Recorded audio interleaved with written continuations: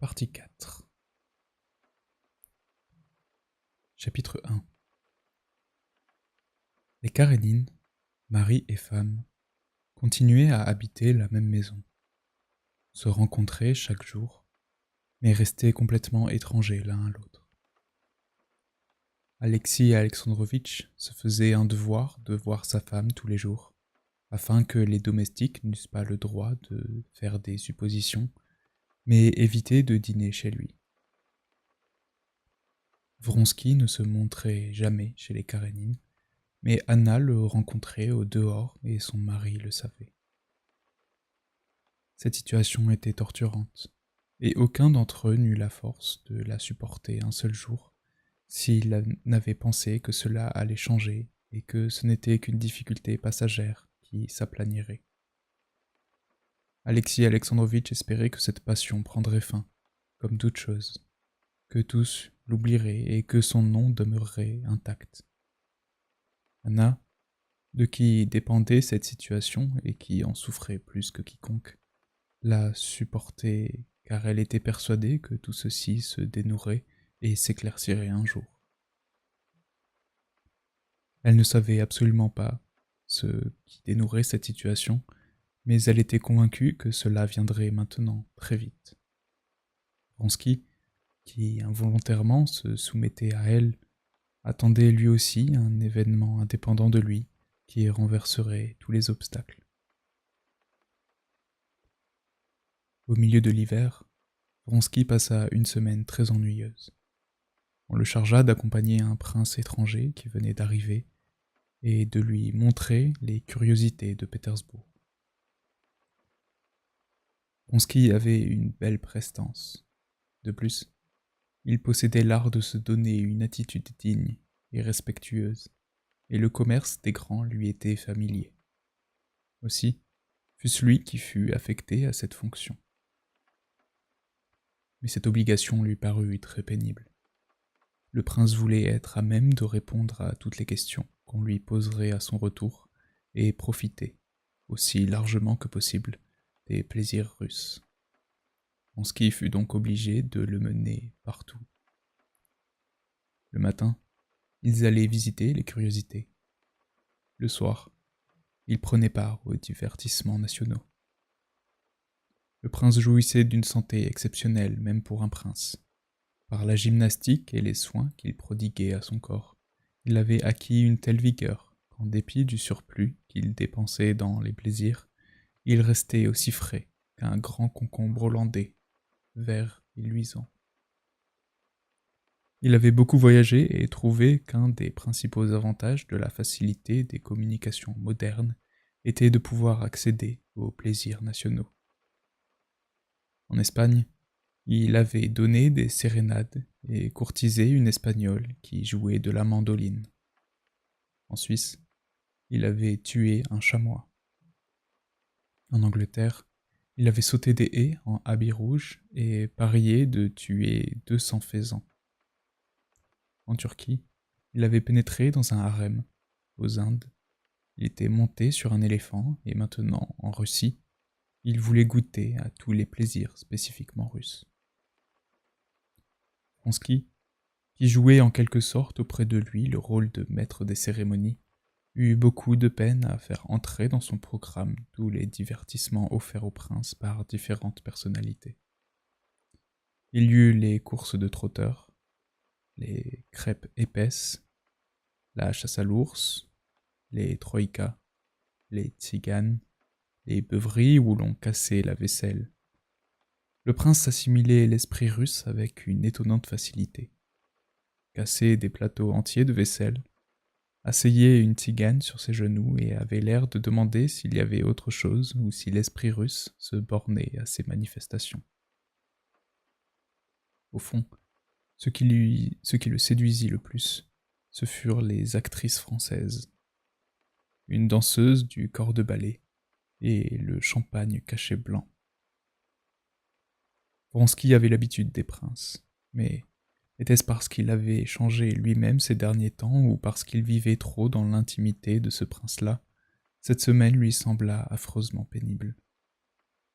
Il éprouvait constamment le sentiment d'un homme qui aurait été commis à la garde d'un fou dangereux, qui aurait craint ce fou et redouté son voisinage pour sa propre raison.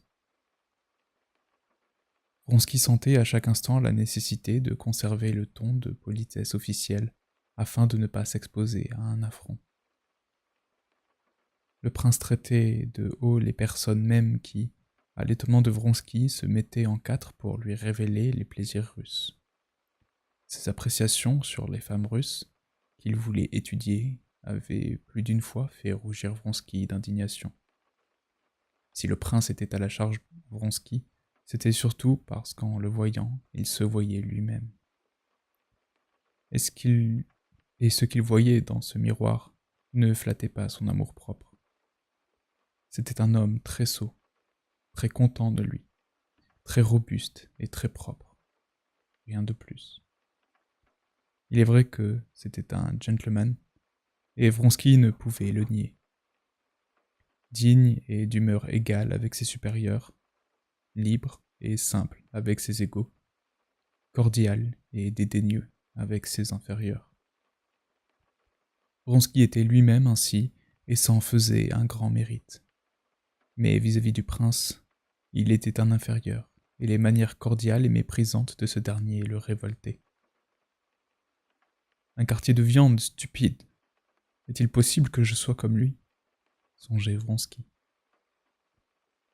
Quoi qu'il en soit, lorsqu'il lui dit adieu le 7e jour, avant son départ pour Moscou, et reçut ses remerciements, il fut heureux d'être délivré de cette situation gênante et de ce miroir indiscret. Il prit congé du prince à la gare, en revenant d'une chasse à l'ours qui avait duré toute la nuit, prétexte pour mettre en scène la vaillance russe.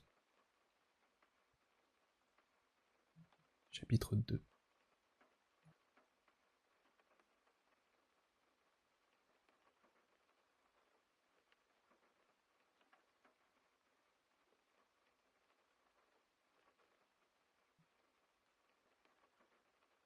Lorsqu'il rentra chez lui, Vronsky trouva un billet d'Anna. Elle écrivait : « Je suis malade et malheureuse. Je ne peux sortir, mais je ne peux rester plus longtemps sans vous voir. Venez ce soir. Alexis Alexandrovitch part au conseil à 7 heures et y restera jusqu'à 10 heures. » Il réfléchit une minute à l'étrangeté de cette invitation, Karénine ayant exigé de ne pas le rencontrer sous son toit, mais il décida d'y aller. Vronsky avait reçu le grade de colonel cet hiver-là. Il avait quitté le régiment et vivait seul. Après avoir déjeuné, il s'étendit sur un divan. Les souvenirs des scènes indécentes auxquelles il avait assisté ces derniers jours s'embrouillèrent et se mêlèrent à la vision d'Anna et à celle d'un paysan qui avait joué un rôle important dans la chasse à l'ours, et Vronsky s'endormit. Il se réveilla dans l'obscurité, tremblant d'effroi, et se hâta d'allumer une bougie. Quoi? Qu'est-ce que c'est? Qu'ai-je donc vu d'effrayant en rêve? Ah oui, le petit moujik sale, la barbe ébouriffée, faisait quelque chose, courbé en deux, et tout d'un coup il a prononcé des paroles bizarres en français. Non, il n'y avait rien d'autre, se dit-il. Mais pourquoi était-ce tellement terrible?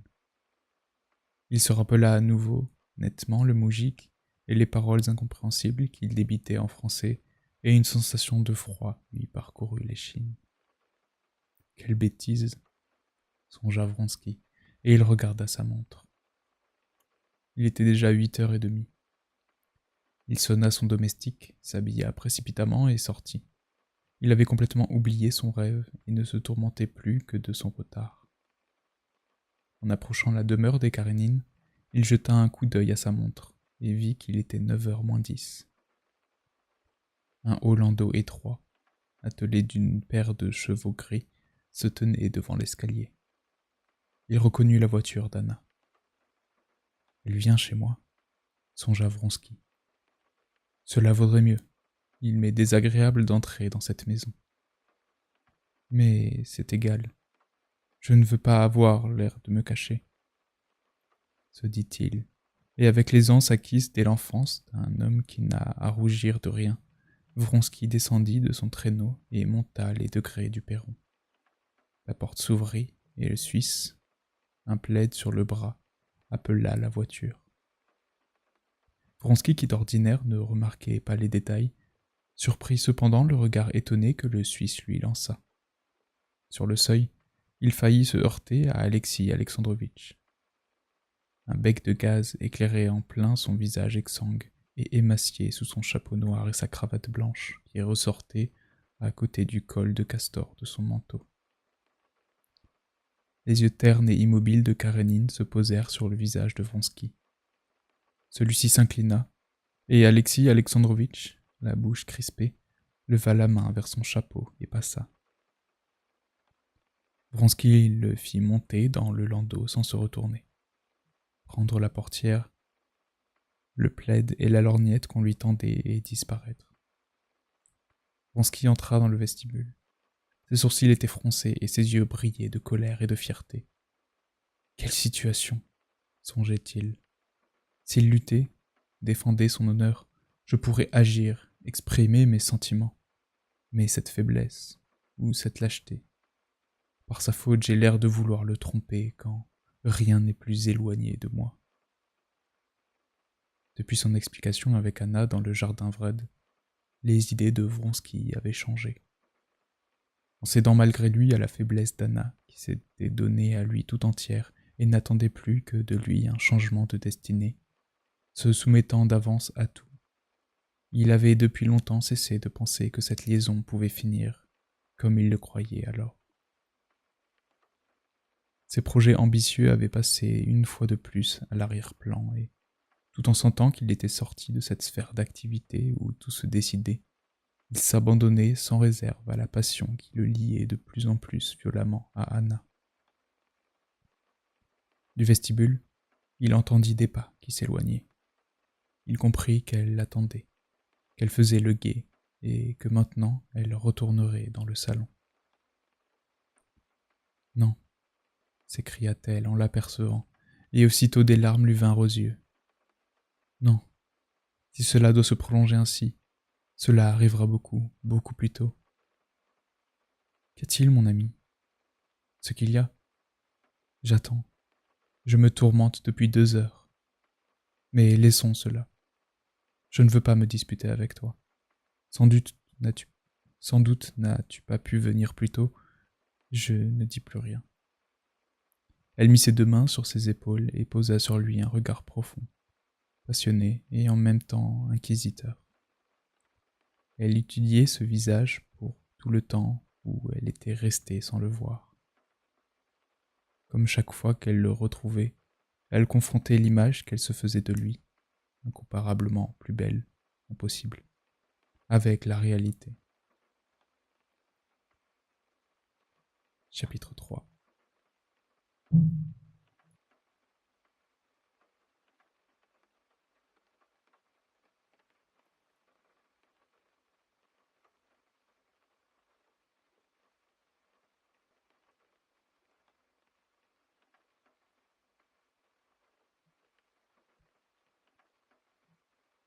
Tu l'as rencontré? Lui demanda-t-elle, tandis qu'il s'asseyait près de la table sous la lampe. C'est ta punition pour être venu en retard. Oui, mais comment cela se fait-il? Il devait être au conseil. Il y allait, puis il est revenu et reparti, je ne sais pas où. Mais cela n'a pas d'importance. Ne me parle plus de cela. Où as-tu été? Toujours avec le prince? Elle connaissait tous les détails de sa vie. Il voulait lui dire qu'il n'avait pas dormi de toute la nuit et s'était endormi, mais en regardant son visage ému et heureux, il éprouva des remords. Et il lui dit qu'il avait dû aller rendre compte du départ du prince. Mais maintenant, c'est fini? Il est parti? Oui, Dieu merci. Tu ne peux pas savoir comme cela m'a été insupportable. Pourquoi donc? C'est votre vie à vous autres, jeunes gens, dit-elle en fronçant les sourcils et, prenant un tricot qui se trouvait sur la table, elle en retira le crochet sans regarder Vronsky. Il y a longtemps que j'ai renoncé à cette vie, répondit-il, étonné du changement qui s'était fait dans la physionomie d'Anna, et essayant d'en comprendre la signification. Et j'avoue, reprit-il dans un sourire qui découvrit ses dents blanches et régulières, que toute cette semaine j'ai contemplé cette vie comme on contemple un miroir. Cela m'a été désagréable. Elle tenait son tricot à la main, mais elle ne travaillait pas et fixait sur lui un regard brillant, étrange et hostile. Lise a passé ce matin chez moi. Elle ne redoute pas encore de venir me voir, malgré la comtesse Lydie Ivanovna, insinua-t-elle. Elle m'a raconté votre soirée athénienne. Quelle abomination! Je voulais justement te dire que... Elle l'interrompit.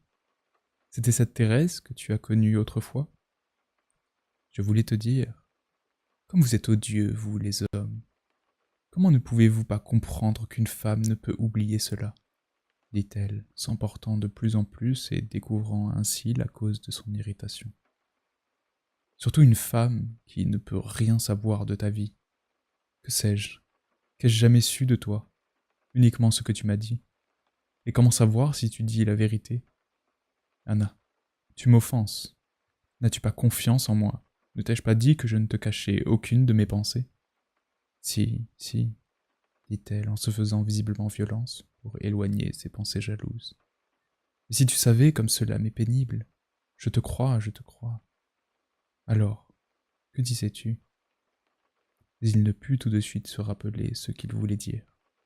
Ces accès de jalousie d'Anna, de plus en plus fréquents depuis quelque temps, l'épouvantaient et, malgré qu'il s'efforça de le dissimuler, le refroidissaient à son égard.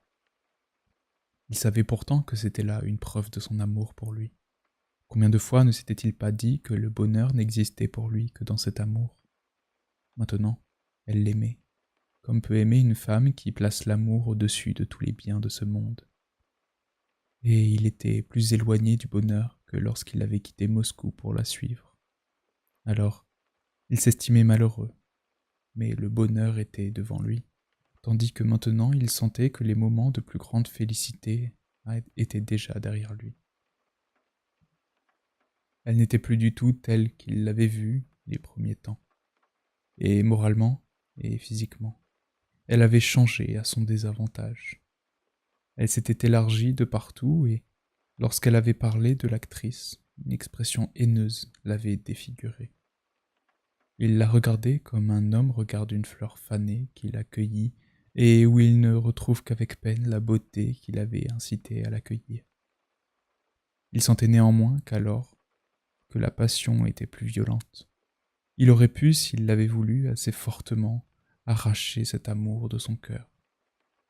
Mais maintenant qu'il lui semblait ne plus éprouver d'amour pour elle, il savait que leur liaison ne pouvait être rompue. Eh bien, que voulais-tu me dire du prince? J'ai chassé le démon, ajouta-t-elle. Ainsi appelait-il entre eux sa jalousie. Oui, qu'avais-tu commencé à me dire du prince? Pourquoi cela t'a-t-il été si pénible? Ah, c'était intolérable, dit-il en s'efforçant de ressaisir le fil de ses pensées. Il ne gagne pas à être vu de près.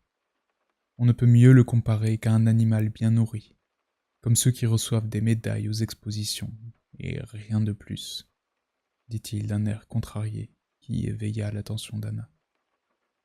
Cependant, répliqua-t-elle, il a vu beaucoup de choses. Il est instruit? Oui, mais leur instruction est bien différente de la nôtre. On dirait qu'il ne s'est instruit que pour avoir le droit de mépriser l'instruction, de même qu'il méprise tout, excepté les satisfactions bestiales. Mais vous les aimez, vous, ces satisfactions bestiales, dit-elle, et il remarqua que son regard s'était de nouveau assombri et qu'elle évitait ses yeux. Pourquoi le défends-tu ainsi? Lui dit-il en souriant. Je ne le défends pas. Cela m'est parfaitement égal.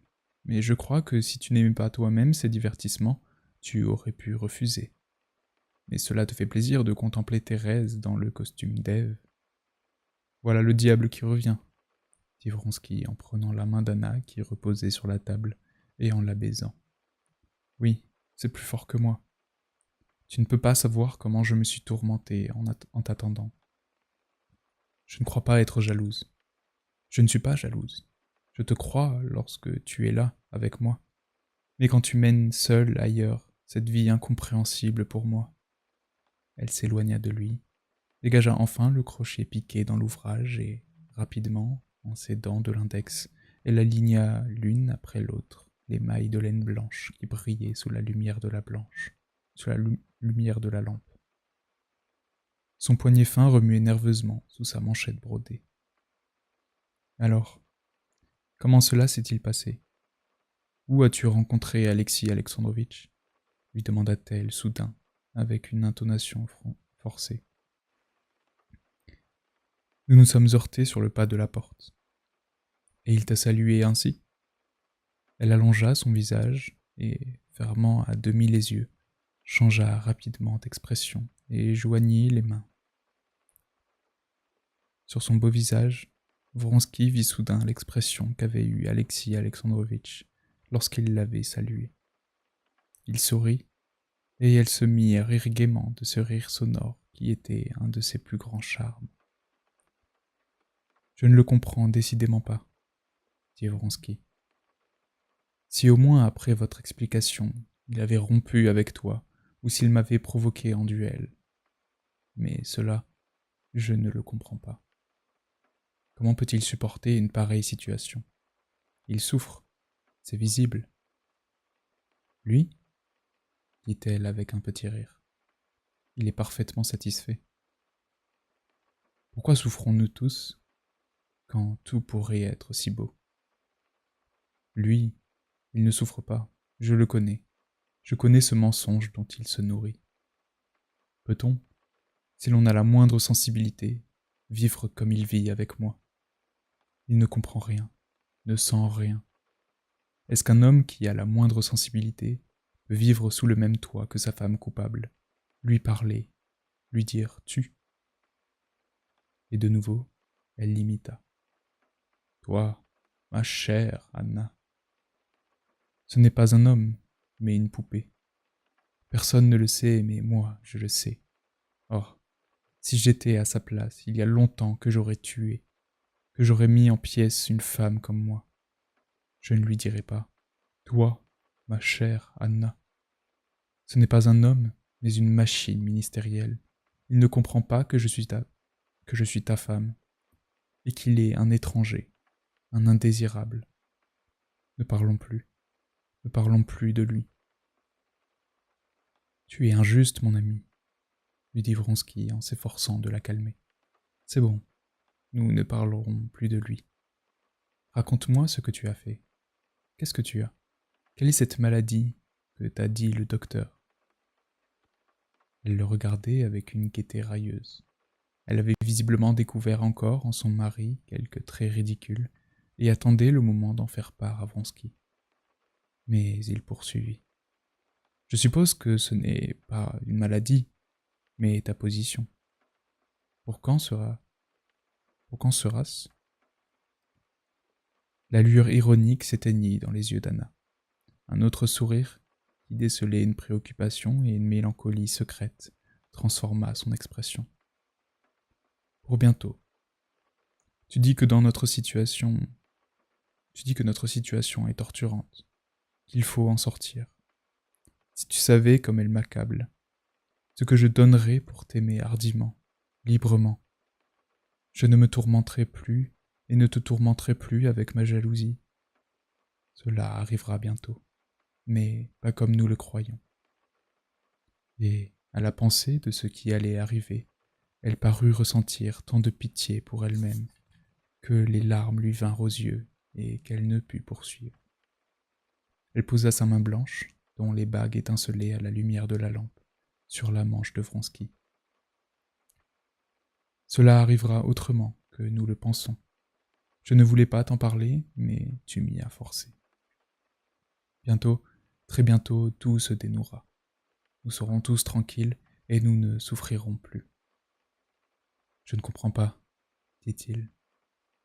Il comprenait fort bien. Tu m'as demandé quand?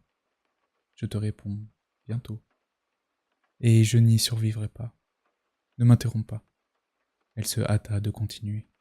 Je le sais, c'est une certitude. Je vais mourir. Ainsi je serai délivrée et je vous délivrerai. J'en suis heureuse. Des larmes coulaient dans ses yeux. Il se pencha sur sa main qu'il couvrit de baisers, essayant de cacher sa propre émotion. Elle n'avait, il le savait, aucun fondement, mais il ne pouvait la surmonter. Oui, c'est mieux ainsi, reprit-elle en lui pressant la main avec force. C'est tout ce qui nous reste. Il se ressaisit et releva la tête. Quelle stupidité! Quelle bêtise dis-tu là? Si, c'est vrai. Qu'est-ce qui est vrai? Je vais mourir. J'ai eu un rêve. Un rêve? Répéta Vronsky. Aussitôt il se rappela le moujik qu'il avait vu en songe. Oui, dit-elle. Il y a longtemps, j'entrai en courant dans ma chambre à coucher pour prendre quelque chose, pour demander quelque chose. Tu sais comment cela se passe dans les rêves, dit-elle, les yeux dilatés par l'effroi. Il y avait quelqu'un dans un coin de la pièce. Ah, quelle sottise! Comment peut-on croire? Elle ne se laissa pas interrompre. Ce qu'elle disait était trop important pour elle. Il s'est retourné, et j'ai vu un petit moujik, à la barbe ébouriffée et d'aspect terrifiant. Je voulais m'enfuir, mais il s'est penché au-dessus d'un sac où il remuait quelque chose. Elle imita le moujik, fouillant dans le sac. La terreur se voyait sur son visage. Et Vronsky, se rappelant son propre rêve, sentit la même terreur envahir son âme. Il fouillait dans le sac et marmonnait des paroles en français. Très vite, en grasseyant « Il faut battre le fer, le broyer, le pétrir ». Épouvanté, j'ai voulu me réveiller et je me suis réveillé.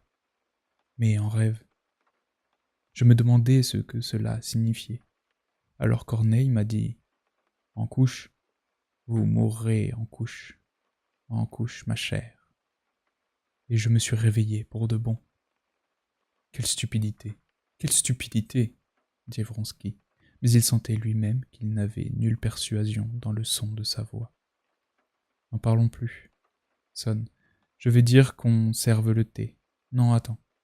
Nous n'avons plus beaucoup de temps. Soudain, elle s'arrêta. Son expression se transforma instantanément. L'effroi. L'émotion cédèrent place à un recueillement grave et attendri. Il ne put comprendre la raison de ce changement. Elle venait de sentir une vie nouvelle s'agiter dans son sein.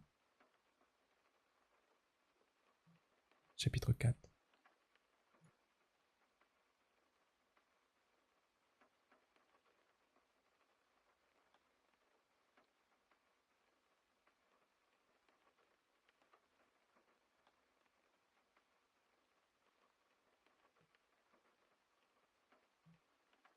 Après avoir croisé Vronsky sur le perron, Alexis Alexandrovitch s'était rendu, comme il en avait l'intention, à l'opéra italien. Il y resta pendant les 2 premiers actes et y vit ceux qu'il avait besoin de voir. Une fois rentré chez lui, il regarda avec attention le porte-manteau et, n'y voyant point de capote militaire, passa chez lui. Contrairement à son habitude, il ne se coucha pas et arpenta son cabinet jusqu'à 3 heures du matin. La colère qu'il ressentait contre sa femme qui refusait d'observer les convenances et de remplir l'unique condition qu'il lui avait posée, ne pas recevoir chez lui son amant, cette colère lui ôtait sa tranquillité. Elle avait enfreint ses conventions. Il devait donc la punir et exécuter sa menace. Il exigerait le divorce et lui enlèverait son fils. Il connaissait toutes les difficultés que soulevait pareille entreprise, mais il avait dit qu'il le ferait, et maintenant il devait exécuter sa menace. La comtesse Lydie Ivanovna lui avait fait observer que c'était la meilleure issue, et, ces derniers temps, la procédure du divorce avait été tellement simplifiée qu'Alexis Alexandrovitch voyait la possibilité d'en surmonter les difficultés formelles. En outre, un malheur ne vient jamais seul, L'établissement des halogènes et l'irrigation de la province de Zaraïsk lui procuraient tant de désagréments qu'Alexis Alexandrovitch, tous ces derniers temps, se trouvait dans un état d'extrême irritabilité. Il ne dormit pas de toute la nuit, et son courroux grandissant, suivant une progression très rapide, atteignit au matin les dernières limites. Il s'habilla précipitamment et, comme s'il portait une coupe pleine de courroux et craignait de la faire déborder et de répandre en même temps l'énergie dont il avait besoin pour une explication avec sa femme, il se rendit chez Anna, aussitôt qu'il sut qu'elle était levée. Anna, qui croyait connaître si bien son mari, fut frappée de son aspect lorsqu'il rentra chez elle. Ses sourcils étaient froncés, et il tenait les yeux fixés droit devant lui d'un air sombre, évitant son regard. Il pinçait les lèvres avec mépris. Sa démarche, ses gestes, le son de sa voix exprimait une fermeté, une décision qu'elle ne lui avait jamais vue. Après avoir franchi le seuil de la pièce, il se dirigea tout droit, sans la saluer, vers le secrétaire d'Anna, en prit la clé et ouvrit le tiroir. « Que voulez-vous » s'écria-t-elle. « Les lettres de votre amant, » dit-il. « Elles ne sont pas ici, » reprit-elle en fermant le tiroir. Mais, au mouvement qu'elle fit, il comprit qu'il avait deviné juste, et, écartant brutalement sa main, il saisit rapidement le portefeuille où il savait qu'elle rangeait les papiers les plus importants. Elle voulut lui arracher le portefeuille, mais il la repoussa. « Asseyez-vous. J'ai à vous parler, » lui dit-il en mettant le portefeuille sous son bras et en serrant si fort contre lui que son épaule remonta. Elle le regardait sans mot dire, surprise et intimidée. « Je vous ai dit que je vous interdisais de recevoir votre amant chez moi. J'avais besoin de le voir pour... » Elle s'arrêta, incapable d'imaginer un prétexte. « Peu m'importe les raisons pour lesquelles une femme a besoin de voir son amant. Je voulais seulement, dit-elle en rougissant. Cette grossièreté l'exaspérait et lui donnait de la hardiesse. Comment ne sentez-vous pas combien il vous est facile de m'offenser, lui dit-elle. On peut offenser un honnête homme et une honnête femme, mais dire à un voleur qu'il est un voleur, c'est seulement la constatation d'un fait. Voilà un nouveau trait de cruauté que je ne connaissais pas en vous. Vous trouvez cruel qu'un mari offre la liberté à sa femme en lui laissant le refuge honnête de son nom, à la seule condition qu'elle observe les convenances? C'est de la cruauté, cela? C'est pire que de la cruauté, c'est de la bassesse. Si vous voulez le savoir, s'écria Anna dans un transport de haine. Elle se leva et voulut sortir. Non, cria-t-il de sa voix glapissante, qui monta à un ton plus haut que d'habitude, et il serra le bras d'Anna si violemment que ses longs doigts, en la forçant à se rasseoir, que son bracelet lui laissa des marques rouges. De la bassesse, si vous désirez employer ce mot. La bassesse, c'est plutôt abandonner son mari et son fils pour son amant en continuant à manger le pain de son mari. Elle pencha la tête. Non seulement elle ne lui dit pas ce qu'elle avait dit hier à Vronsky, que c'était lui, son mari, et que Karénine était de trop, mais elle ne le pensa même pas. Elle sentait toute la justesse de ses paroles et se contenta de lui dire à mi-voix. Vous ne pouvez juger ma position plus sévèrement que je le fais moi-même. Mais pourquoi dites-vous tout cela? Pourquoi je dis cela? Pourquoi? Reprit-il d'un ton toujours aussi courroucé. Afin que vous sachiez que, puisque vous ne vous êtes pas soumise à ma volonté, en ce qui concerne l'observation des convenances, je vais prendre des mesures pour mettre fin à cette situation. Elle prendra fin d'elle-même, très bientôt, fit-elle, et des larmes lui vinrent encore aux yeux à la pensée de la mort proche, maintenant souhaitée. Elle prendra fin plus tôt que vous ne le pensiez, vous et votre amant. Vous cherchez la satisfaction des passions charnelles. Alexis Alexandrovitch, non seulement c'est peu généreux, mais c'est indécent de frapper quelqu'un à terre. Oui, vous ne pensez jamais qu'à vous. Les souffrances de l'homme qui a été votre mari ne vous intéressent pas. Cela vous est bien égal, que sa vie soit brisée, qu'il souffre mort et passion. Alexis Alexandrovitch parlait si vite qu'il bredouillait. Cela parut risible à Anna, mais aussitôt après, elle eut honte de trouver quoi que ce soit de comique en cet instant. Et pour la première fois, elle compatit à ses sentiments, se mit à sa place et eut pitié de lui. Mais que pouvait-elle dire ou faire? Elle baissait la tête et gardait le silence. Il se tut lui aussi quelque temps, puis il se remit à parler d'une voix déjà moins criarde, en soulignant à dessein certains mots qui n'avaient pas une importance particulière. « Je suis venu vous dire, » commença-t-il. Elle leva les yeux sur lui. « Non, ce n'était qu'une apparence, » songea-t-elle, en se rappelant l'expression de son visage lorsqu'il s'était mis à bredouiller. Non, un homme avec ses yeux ternes et cette tranquillité satisfaite est incapable de sentir quoi que ce soit.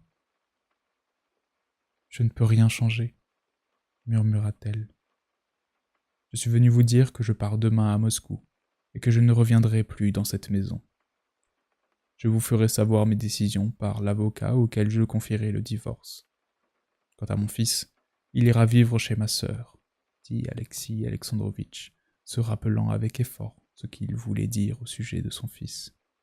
« Vous vous servez de Seriolja pour me faire souffrir, » fit-elle en lui jetant un regard en dessous. « Vous ne l'aimez pas, laissez-le-moi. C'est vrai, je n'ai même plus l'affection pour mon fils. La répulsion que vous m'inspirez rejaillit sur lui. Mais je l'emmènerai tout de même. Adieu. » Il voulut sortir, mais cette fois, ce fut elle qui le retint. « Alexis Alexandrovitch, laissez-moi, Seriolja, » murmura-t-elle à nouveau. « C'est tout ce que je vous demande. Laissez-le-moi, jusqu'à ce que... Je vais bientôt être mère. Laissez-le-moi. » Alexis Alexandrovitch devint tout rouge, et, lui retirant sa main précipitamment, quitta la pièce sans mot dire. Chapitre 5.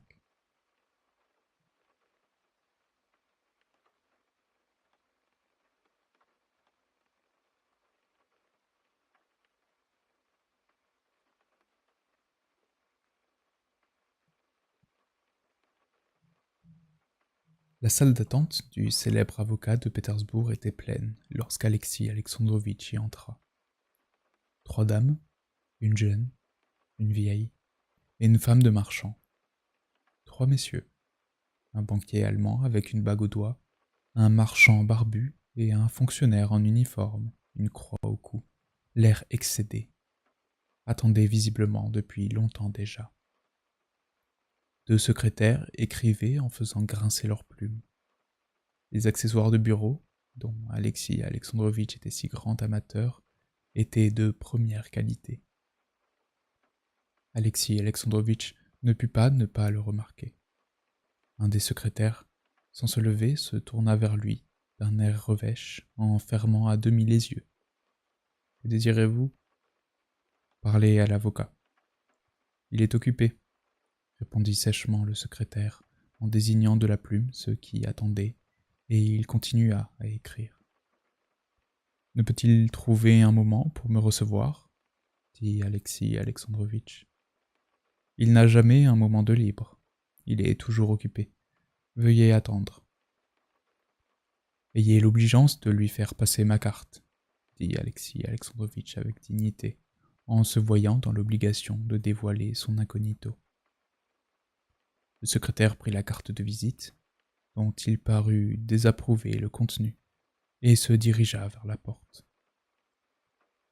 Alexis Alexandrovitch reconnaissait en principe le bien fondé de la réforme judiciaire, mais, pour des raisons administratives supérieures connues de lui, il ne pouvait entièrement approuver certaines modalités de son application, et il les critiquait, dans la mesure où il pouvait critiquer une institution sanctionnée par le pouvoir suprême.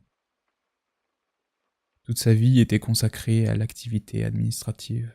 Aussi, lorsqu'il critiquait quelques détails, reconnaissait-il en même temps que les erreurs étaient inévitables et qu'on pouvait les réparer dans chaque cas particulier. Dans les nouvelles institutions judiciaires, il désapprouvait les prérogatives accordées aux avocats. Jusqu'à présent, il n'avait pas eu affaire à eux. Aussi, ne les blâmait-il qu'en théorie. Mais maintenant que son attitude critique se fondait sur la fâcheuse impression que lui faisait la salle d'attente de l'avocat. « Il va venir tout de suite », dit le secrétaire, et, de fait, 2 minutes plus tard, apparut sur le pas de la porte la longue silhouette d'un vieux jurisconsulte, qui venait de conférer avec l'avocat, et l'avocat lui-même. Celui-ci était un petit homme trapu et chauve, avec une barbe noire tirant sur le roux, un front bombé et de longs sourcils clairs. Il était attifé comme un prétendant, depuis la cravate et la chaîne de montre double jusqu'aux bottines vernies. Son visage reflétait l'intelligence et l'énergie, mais sa mise recherchée était de mauvais goût. « Je vous en prie, » dit l'avocat en se tournant vers Alexis Alexandrovitch. Il le laissa passer devant lui, d'un air sombre, et ferma la porte. « Veuillez vous asseoir, » lui dit-il en lui désignant un fauteuil à côté d'un bureau chargé de papiers, et il s'assit lui-même, en frottant l'une contre l'autre ses petites mains courtes aux poils blancs, et en inclinant la tête de côté. Mais il s'était à peine figé dans cette pose qu'une mitte volta au-dessus du bureau. L'avocat, avec une rapidité qu'on n'eût jamais attendue de lui, écarta les mains, attrapa la mitte et reprit sa position. « Avant de commencer à vous parler de mon affaire, » dit Alexis Alexandrovitch, qui avait suivi des yeux avec étonnement les mouvements de l'avocat, « je dois vous prévenir que l'objet de ma visite doit rester un secret. » Un sourire presque imperceptible entr'ouvrit les lèvres de l'avocat, couvertes d'une moustache rougeâtre. « Je ne serais pas avocat si je ne savais pas garder les secrets qu'on me confie. Mais si vous désirez une assurance... » Alexis Alexandrovitch jeta un coup d'œil sur son visage et vit que ses yeux gris et intelligents riaient, comme s'il savait déjà tout. « Vous connaissez mon nom ?» poursuivit Alexis Alexandrovitch.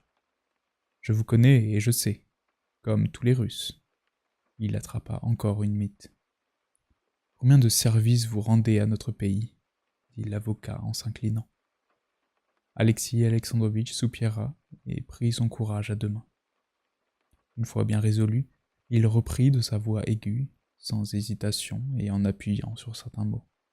« J'ai le malheur d'être un mari trompé, et je désire rompre légalement mon union avec ma femme, autrement dire divorcer, mais de manière que mon fils soit séparé de sa mère. » Les yeux gris de l'avocat s'efforçaient de ne pas rire, mais ils étincelaient d'une joie irrésistible, et Alexis Alexandrovitch voyait que ce n'était pas là uniquement la joie d'un homme à qui on confie une affaire avantageuse, c'était du triomphe, de l'enthousiasme, un éclat semblable à cet éclat de mauvais augure qu'il avait vu dans les yeux de sa femme. « Vous désirez mon aide pour obtenir le divorce ?»« Précisément. Mais je risque peut-être d'abuser de votre attention. Je suis venu au préalable vous demander conseil. Je désire le divorce, mais ses modalités sont pour moi très importantes. Si elles ne coïncidaient pas avec mes exigences, je renoncerai à une action légale. » « Or, il en est toujours ainsi, » dit l'avocat. « Vous restez toujours libre d'agir à votre guise. » L'avocat atteignait les yeux figés sur les pieds d'Alexis Alexandrovitch, car il craignait que le spectacle de la gaieté qu'il ne pouvait réprimer offensât son client. Il regarda une mitte qui volait devant son nez et, malgré qu'il en eût envie, se retint de l'attraper, par respect pour la situation d'Alexis Alexandrovitch. Quoique notre législation sur ce sujet me soit connue dans ses grands traits, poursuivit Alexis Alexandrovitch, j'aimerais en connaître les modes d'application pratiques. Vous désirez, répondit l'avocat sans lever les yeux, en adoptant non sans plaisir le ton de son client. Vous désirez que je vous expose les voies par lesquelles vous pouvez aboutir à la réalisation de votre projet. Et, sur un signe de tête affirmatif de Karénine, il poursuivit en jetant de temps à autre un coup d'œil sur le visage d'Alexis Alexandrovitch, qui se marbrait de rouge. D'après nos lois, il eut une intonation légèrement dédaigneuse en disant « nos lois ». Le divorce, comme vous le savez, est possible dans les cas suivants. « Qu'on attende !» dit-il au secrétaire qui passait la tête par la porte. Néanmoins, il se leva, alla lui dire quelques mots et vint se rasseoir. Dans les cas suivants, malformation physique, disparition pendant plus de 5 ans, dit-il en pliant son doigt court et velu, et enfin adultère. Il prononça ce mot avec une satisfaction évidente. Subdivision. Il continuait à plier ses gros doigts, quoique les cas et leur subdivision n'eussent évidemment pas dû être classés ensemble. Malformation physique du mari ou de la femme, adultère du mari ou de la femme. Comme tous ses doigts étaient pliés, il ouvrit la main et continua. C'est une vue théorique, mais je suppose que vous m'avez fait l'honneur de vous adresser à moi pour connaître l'application pratique.